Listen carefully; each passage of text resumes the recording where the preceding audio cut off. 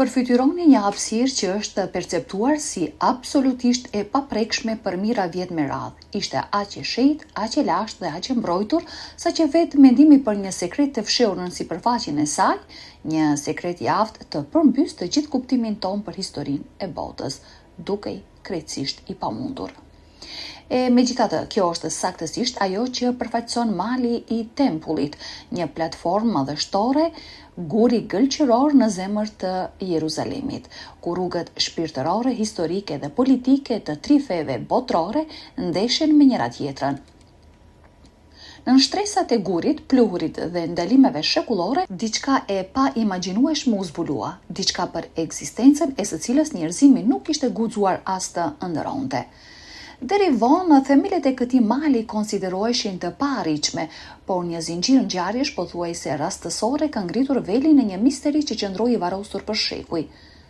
Përgatituni, sepse ajo që shkencëtarët gjetën nën themelet mijëvjeçare ka potencialin të trondis botën dhe të rishkruajë gjithçka që dimë për besimin dhe të kaluarën tonë. Qyteti i vjetër i Jeruzalemit, si një kuror guri, ngrihet mbi kodra.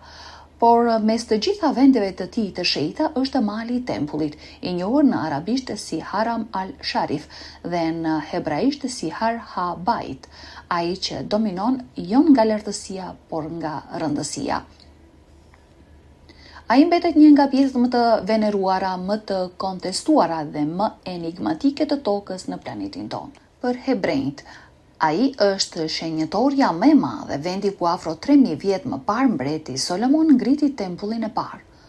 Është këtu që, sipas shkrimeve, ndodhej arka e beslidhjes, e fshehur nën krahët e kerubinëve të artë dhe e mbushur me praninë e vet Zotit. Pas robërisë babilonase, tempulli i dytë u ndërtua në të njëjtin vend, për t'u shkatruar më pas nga romakët në vitin 70 pas Krishtit. Për muslimanët, ai është pjesë e kompleksit të xhamis Al-Aqsa dhe pika nga e cila profeti Muhammed sipas traditës bëri udhëtimin e natës dhe u ngjit në qiell. Këtu, në shekullin e 7, u ngrit kupola e shkëmbit, që ende shkëlqen në qendër të pllajës. Për të krishterët, mali i tempullit është gjithashtu i shenjtë për shkak të lidhjes me jetën e Jezusit, përfshir episodin e dëbimit të tregtarëve nga oborrët e tempullit. Megjithatë, pas të gjitha strukturave të dukshme shtrihet një histori shumë e vjetër dhe me e thellë. Ajo është ngulitur në shtresat e gurit dhe e vulosur në trashësinë e kohës dhe luftrave. Shkencëtarët kanë kërkuar pa sukses të afrohen me këtë histori për shekuj me radhë.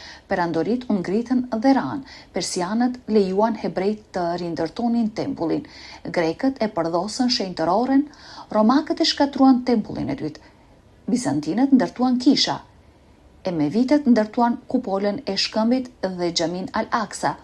Kryqëtarët, osmanët dhe britanikët lanë gjithashtu gjurmët e tyre këtu. Përmes të gjitha transformimeve, mbijetoi ideja se ky vend është një pikë kontakti mes qiellit dhe tokës. Sipas traditës hebraike, Shekina, prania hyjnore, banonte këtu në shenjtëroren e shenjtërorëve. Pavarësisht rëndësisë shpirtërore, mali i tempullit mbeti praktikisht i paekzaminuar nën sipërfaqen. Tensionet fetare dhe politike i bënin ngërmimet e pamundura. Vetëm tentativat e rralla dhe tepër të rrezikshme, si kërkimi i inxhinierit britanik Charles Warren në shekullin 19, dhanë sugjerime të mjekullta për ekzistencën e dhomave të gdhendura në shkëmb, kanaleve dhe hapësirave boshe.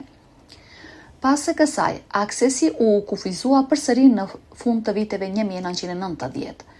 Gjatë fundit të viteve të 90-ta, gjatë aktiviteteve të paligjshme të ndërtimit, qindra kamion dhe dhera u hoqën nga mali i tempullit dhe u hodhën në luginën e Kidronit, jashtë qytetit të vjetër. Në një çast mijëvjeçar, shtresash historike u hodhën si mbeturina. Megjithatë, pikërisht këtu një grup arkeologësh izraelit pa një mundësi unike. Në vitin 2004, u nis projekti i shoshitjes së malit të tempullit. Për shumë vite, vullnetarët shoshitën me dorë çdo fragment dheu. Rezultatet ishin mahnitëse. U zbuluan më shumë se gjysmë milioni artefakte. Mes tyre kishte monedha nga koha e Herodotit, maja shigjetash nga kryqëtarët, ornamente islame dhe shumë artikuj nga periudha e tempullit të parë.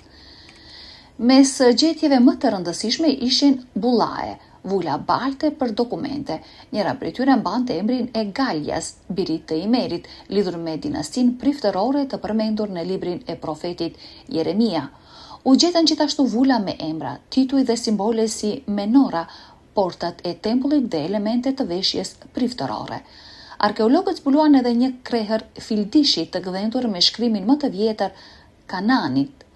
Deri në fillim të viteve 20, një grup i ri kërkuesish kombinoi hartat e vjetra britanike me teknologjinë moderne.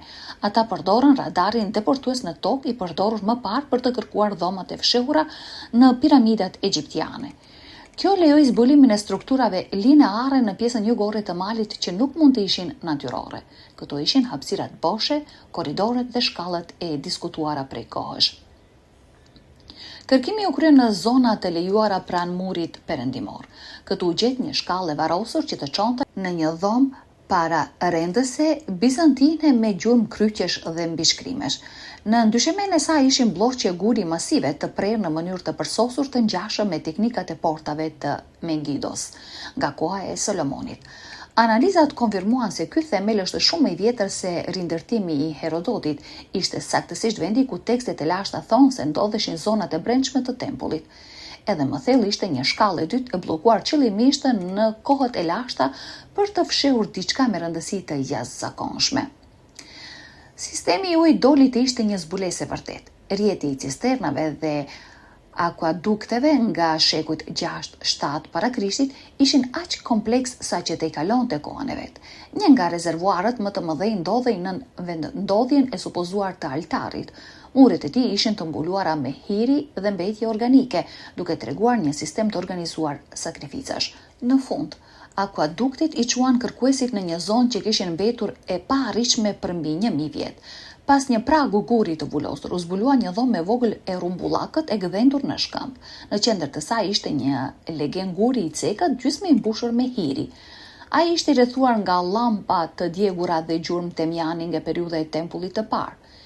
E gjithë hapësira ishte e paprekur, e mbyllur qëllimisht që askush të mos hynte më.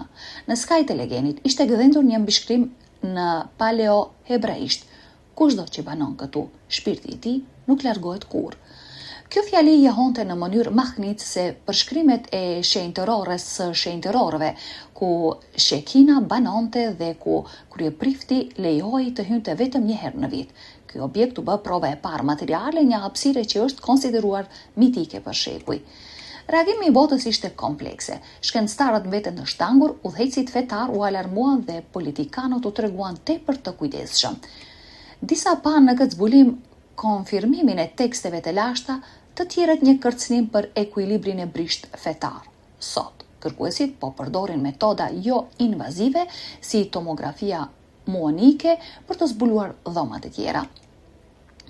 Mali i tempullit mbetet një vend jashtëzakonisht i ndjeshëm, por një gjë është e qartë, për herë të parë në histori të njerëzimi ka parë brenda një shenjtërojeje të fshehur në shtresat e kohës dhe ka parë atë që u konsiderua e paarritshme, bërthamën e një besimi të lashtë. Të dashur shikues, çfarë mendoni ju për këtë histori të jashtëzakonshme?